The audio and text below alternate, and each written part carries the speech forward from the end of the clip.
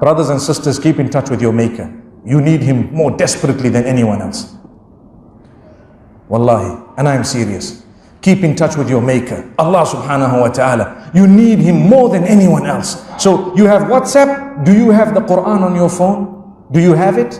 And subhanAllah, people might say, well, if I do, how can I go to the toilet and so on? There are rulings issued by the ulama. I can very quickly make mention. If your application is open, you should not use that phone to go into the toilet.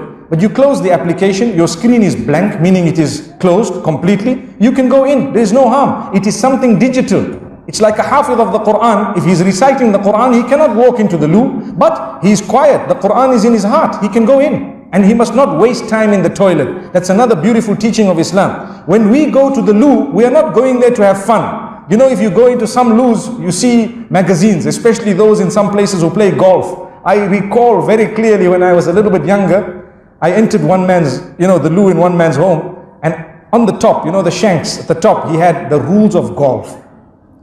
And wallahi, you won't believe what I'm telling you, but some of you might have seen it because now they sell it on an international scale. They have a small golf green in the toilet, meaning a small little makeshift thing with a mini putter and a golf ball. And whilst you're sitting, you're busy putting. Whilst you're sitting, you're busy putting. I'm not joking. I'm honest with you.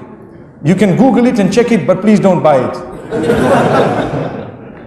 So they're putting. Why? Because they're wasting their time. We are taught as Muslims, you go to the loo, it is known as liqada il-haja, in order to finish your business. You go in there, you relieve yourself, and you come out. There is a dua to read before you enter and as you exit, to ask Allah protection from the devil, because we are taught that sometimes shaitan infests those areas. So you go in and you come out. Please don't play golf in the loo and stop reading magazines and all that in the toilet. I know, so much so that last week someone sent me an image on WhatsApp, and I must share this with you because I just remembered it now. And it showed a man sitting on a pan, and he said, oh no, I forgot my phone. Do you know what that means? That means people have made it their business that before you go to the loo, look for your phone, so that you can spend time. Now you're sitting on WhatsApp, messaging people and so on. You know what happened to me a few weeks ago? I can't remember which airport it was, but there was a man speaking inside the toilet. I was waiting to come out, and he's busy having a long conversation. And I wanted to tell him that, hey, finish up your business and get out. There's a queue here, man. And he was like, if you offered him coffee, he probably would have said, okay, thank you very much. This is dangerous. The reason why I'm making mention of it, this is what is overtaking the globe at the moment.